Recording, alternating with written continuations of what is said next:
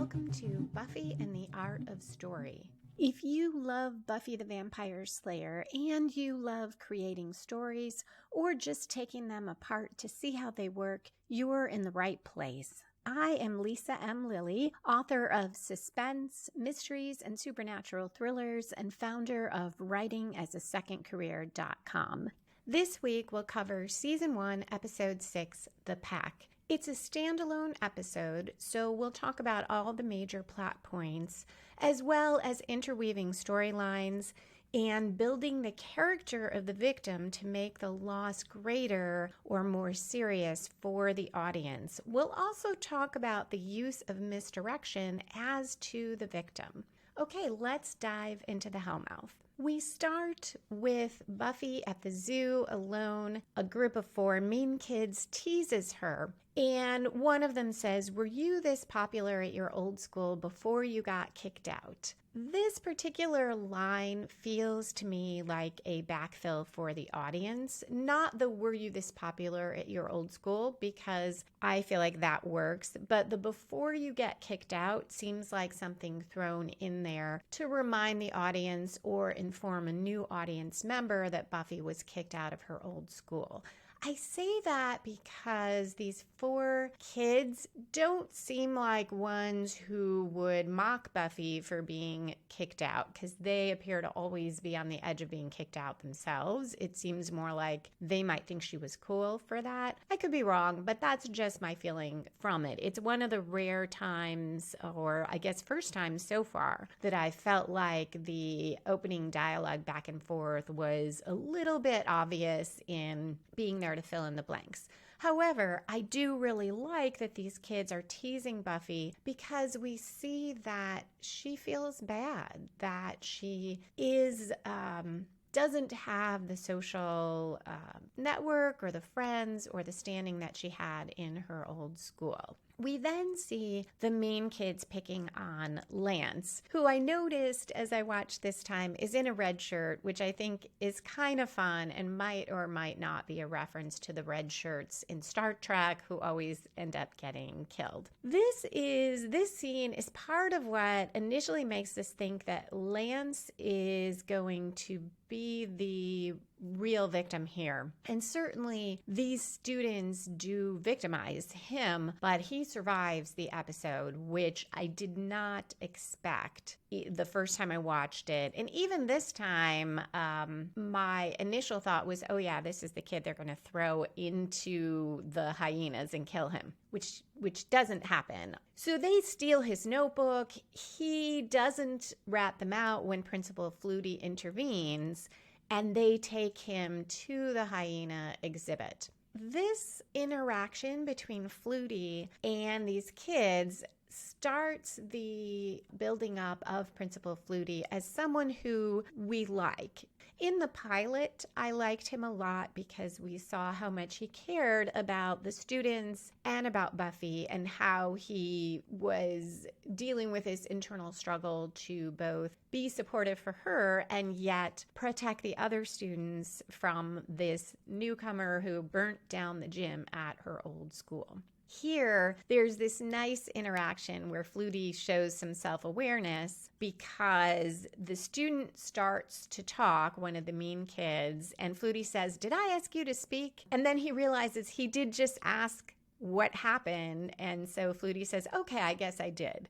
So we get a little humor and a little awareness on his part of conflicting directives he's sending, which I like because often we see authority figures never wanting to acknowledge that they either are wrong or that they are being confusing, and that's kind of not a fair thing when they yell at someone after that. We also see that he would like to protect the weaker student, and again, we ought to expect this from school authorities, but it doesn't always happen. So we've talked in previous episodes, and I'll continue to talk about our story spark or inciting incident. Usually it comes about 10% into a movie or book or TV episode, and in Buffy so far, it's been right about at that 10% mark, about 4 minutes, 30 seconds into a roughly 44 minute episode. And that runtime includes credits. Here it comes a tiny bit later. It's at 5 minutes, 8 seconds. The kids grab Lance as if they're going to throw him in. Xander has followed these kids in to try to help Lance, and he tells Buffy, he'll go because this doesn't require actual slaying. Because so far, Willow and Xander have both said that these kids are mean but not physically dangerous, although Willow kind of second guesses herself on that. The hyena's eyes flash, and when there's this threat to throw Lance in, and then the kids' eyes flash, including Xander's, and they all turn on Lance, and Lance runs away. So this is where, in my memory, I'm always thinking they actually threw Lance in and he died, but he does get away, and we go to the credits. So now we're at the bronze, and this moment with Xander's eyes flashing in the prior scene was another example of dramatic irony, where the audience knows something that the protagonist or other characters do not. And here it's that Xander has been affected by whatever happened. Xander acts strangely at the bronze. He sniffs Buffy's hair, he grabs Buffy's food, and he laughs when these mean kids make fun of another student who is overweight. And Xander shrugs and says, the kid's fat. Our next scene shows, it's from the point of view of this little pig.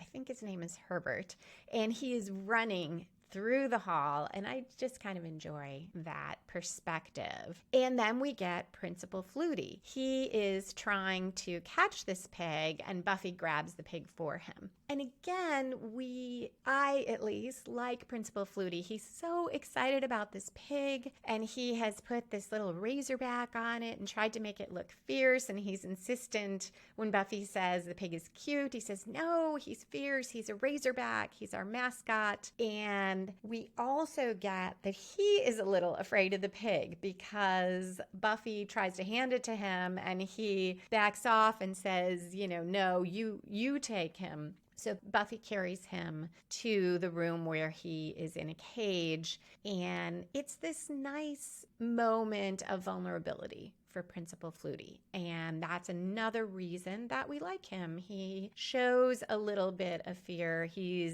shows his human side.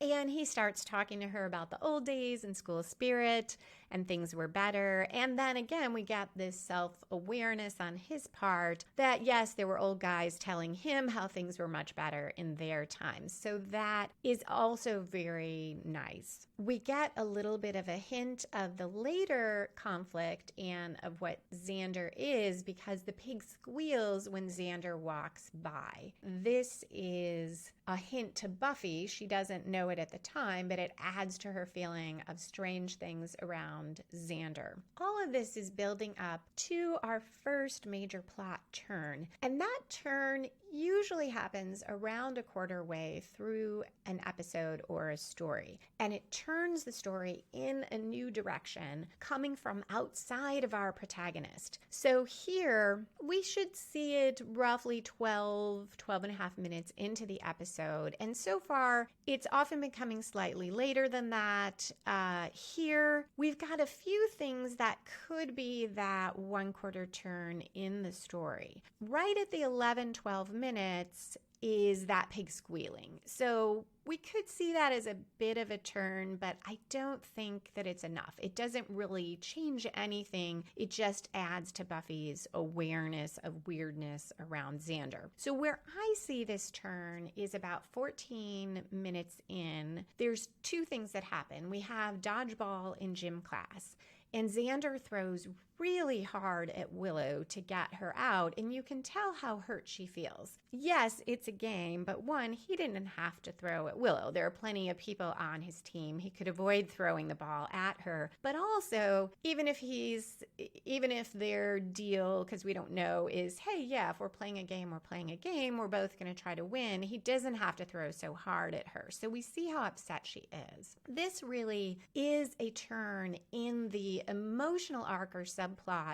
between Xander and Willow, because she is seeing this, as we'll see in a moment, as part of perhaps his feelings for Buffy and that he doesn't really want her around anymore. The turn in the story of the hyena kids is that all of them, once Buffy is left alone on the other side, so she's the only one left, all they have to do to win the game is hit her. And with that many of them, they probably could. It might take a while. But they are left with Lance on their side, and they turn on him and throw all the dodgeballs at him, and he falls on the ground. So this happens 14 minutes, 43 seconds in, and I feel like this is the plot turn, because this is what truly tells Buffy, our protagonist, that something is seriously wrong, both with Xander and even with these kids, because at least my sense is, we haven't seen them before. We've been told they're mean kids. We see them being mean, but this seems a little over the top even for them, because you would think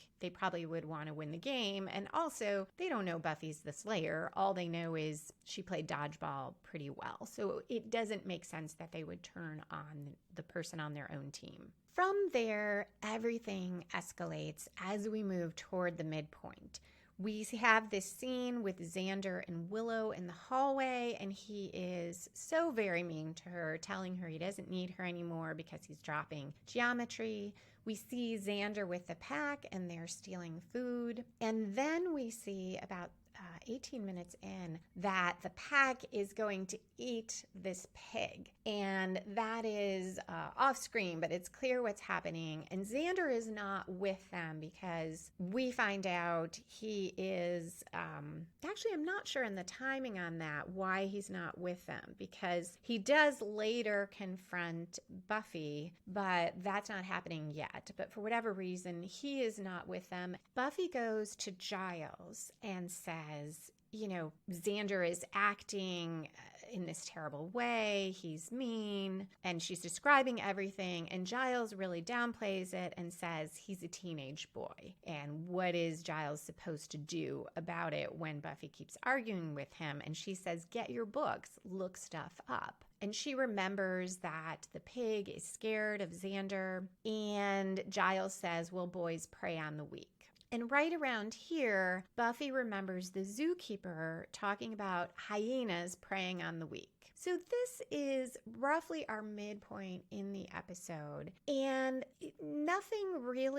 there isn't really for Buffy, there isn't really that moment at the midpoint that we typically see with our protagonist fully committing to the quest, throwing caution to the wind, or suffering a major reversal. We don't really have that here. We do have a sort of caution to the wind with the pack eating this pig. I mean, that is definitely committing to they are hyenas now. The problem with that from a storytelling perspective is they are not the protagonists here. And this is a little bit like the issues with Teacher's Pet, where we had a very Xander-centric, Xander point of view episode, and yet he wasn't exactly the protagonist. And even more so here, this episode is about Xander to a large extent, because we don't know the pack. They aren't drawn in a way that we care about them. We care about Xander, but he isn't our protagonist because he is entirely carried along by events. Like, yes, he makes choices, but it is while he is possessed. So it's not really Xander, and it's not Xander's actions that get him out of that. It is mainly Buffy's actions and that of Willow, Buffy, and Giles combined. Also, if we use the moment of the pig as that, kind of point of no return, Xander also wasn't part of that. So our midpoint here is a little bit weak. And I'm not saying, and I think I said this last episode or the previous one, I'm not saying you have to use this structure, but you see what happens when that midpoint isn't all that strong. We definitely have things changing here. We do have a new direction. It is out of Buffy's realization. It hitting her and her actively putting together the preying on the weak with the zookeeper's comment. So Buffy is the active protagonist here. Her realization does take the story in another direction and drive it forward to the next major plot turn and the climax. So we do have a midpoint here, but it isn't super strong and compelling. So right after this, Willow comes in and says Herbert the pig is dead and he was eaten. And Willow asks Giles what he's going to do. And in a really nice repetition of Buffy's line, but with a different inflection, Giles says, "Get my books, look stuff up." So he is acknowledging that he was wrong. Our next series of scenes intercuts between the room where the pig was kept in the cage and Principal Flutie interacting with the rest of the pack, because Buffy goes to that room to look around, and that is where Xander creeps up behind her and she doesn't hear him, which is significant because we know Buffy has Slayer senses, heightened senses, and she doesn't hear Xander creep up behind her. He tries to sexually assault her. You could argue to some extent he succeeds because he does pin her, and I think that he licks her face. I wasn't overly worried for Buffy because she is holding back because she doesn't want to hurt him, but eventually she will because she has to stop him. In between this, we cut back and forth to Principal Flutie, who finds the rest of the pack, takes them to his office, and we see this interaction, which is really tense. They are a physical threat to him, but also I feel like this scene embodies the fear of any authority figure, which is that their authority will be ignored. To a lesser extent, I imagine any principal or teacher feels this way, because what if the students decide to just not listen to you? There is a limited amount you can do if the student doesn't care about sanctions like going to the principal's office or being suspended or having their grade dropped. The control that the authority figure has is dependent on the student being invested in that system. And here we get students who Principal Flutie doesn't know it, but they are no longer students. They have become hyenas and they are just toying with him and then attack him. And he is so shocked initially. I feel like his initial shock is, as they're approaching, is less that he really fears physical violence and more that he just doesn't know what to do with them flouting his authority and ignoring it. And then it becomes clear that they are going to attack him, and we get that cut to his picture and we hear him. So again, we don't see this awful act just like we didn't see the pig being eaten, but we know what's happening. And there is some playing for, I guess I would say, for the comedy here, because Principal Flutie, throughout, his voice has become higher. It's become squealing. He's clearly being likened to Herbert the pig. I was probably surprised the first time around by this. At some moment in the scene before Principal Flutie realizes it, we realize they're going to attack him because we know they're the ones who ate the pig. And, well, I guess he knows that too, but we know they've become hyenas, where he is still thinking they're just dangerous students or unbalanced students, however you want to put it.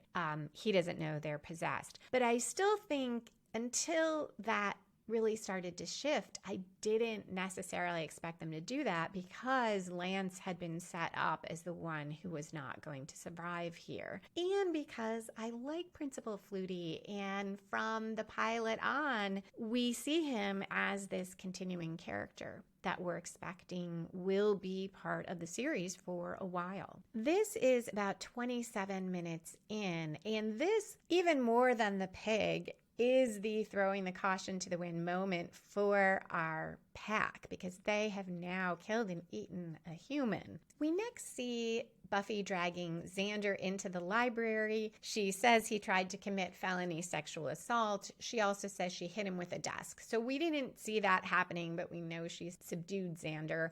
I also think that's a deliberate choice by the writers because we don't want to see Buffy hitting her friend with a desk, no matter that he's possessed or behaved terribly. These days, if the show were made, perhaps we would see that.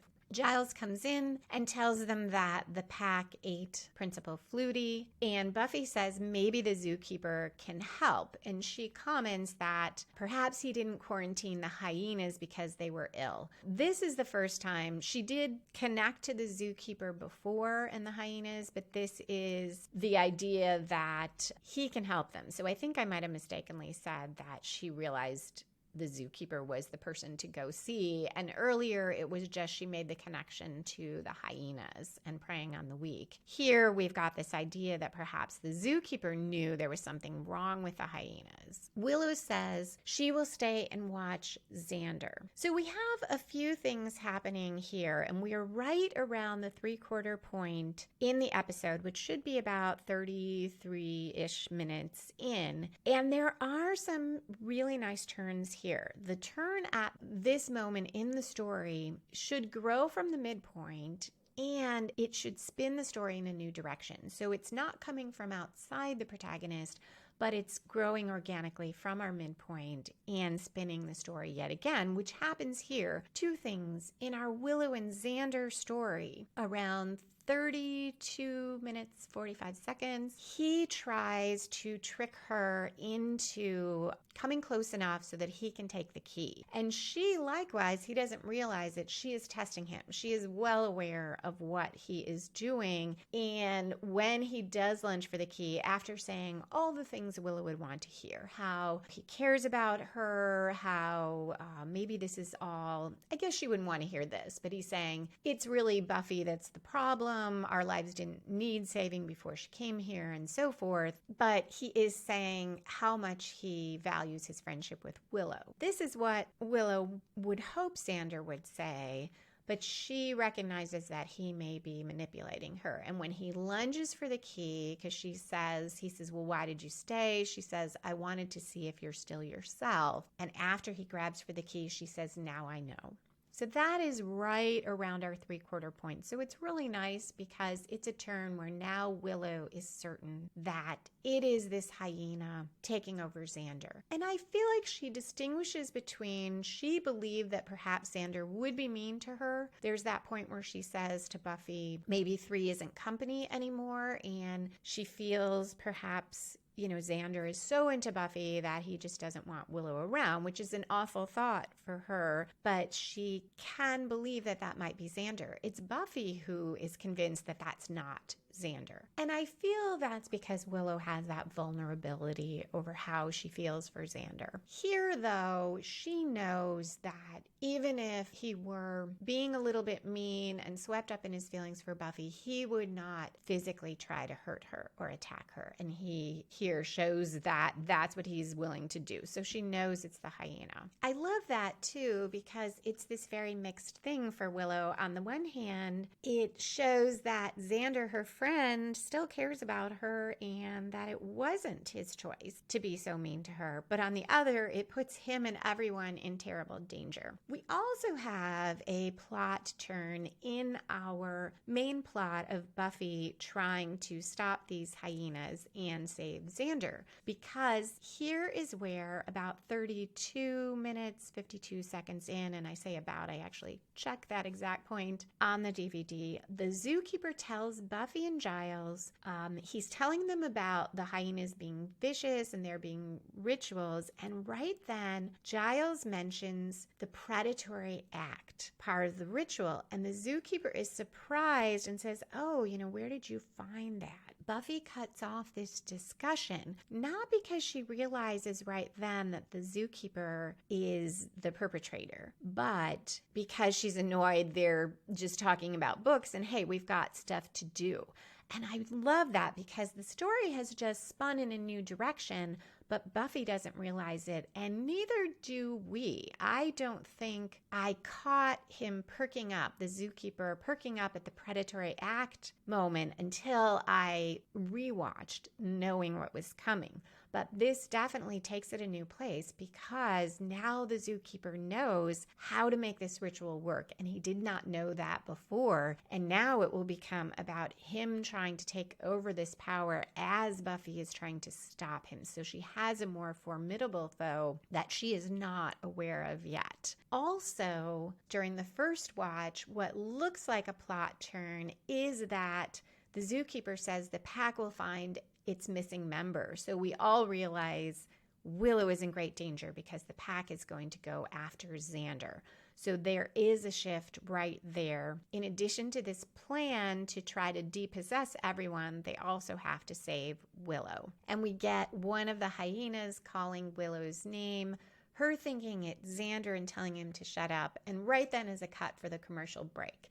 So we talked about cliffhangers last time. This is a little cliffhanger right before the commercial break. The pack frees Xander. They go after Willow. She hides. Xander is there when she comes out from the desk. Buffy and Giles arrive in time to help save her. And Buffy goes to try to lure them, the pack, while Giles and Willow go separately toward the zoo. So all of this is moving very fast toward the climax. And eventually we get to the zoo, and the zookeeper is there in ceremonial paint and garb. Giles sees the design on the floor, catches on right as the zookeeper knocks him out once again. I think Giles has been knocked out in 2/3 of these episodes so far, and he will continue to get knocked out. He would probably have some really serious brain injuries from all of this. Happily in the Buffyverse, that isn't a problem. So Willow comes in. She doesn't know where Giles is, but she lets the zookeeper tie her up because she thinks this is part of the plan. We then get to our climax. Willow has a knife to her throat. She has realized what's happening because she says to the zookeeper, "Oh, now you're going to pretend a predatory act," and he says, something like that. So she yells out that it's a trap. The zookeeper becomes possessed by the hyenas. Xander tackles him to save Willow. And this is a nice climax to the Willow-Xander relationship arc, that Xander does this because immediately when the hyena leaves him, he goes to save Willow. Then we have Buffy, the climax of the plot itself. Buffy is continuing to fight. The zookeeper runs at her. She's in front of the railing, walling off the hyenas, and he goes over and they kill him. So as in The Witch, we see that Buffy doesn't kill a human being despite that he is doing evil things and things beyond the reach of the human justice system.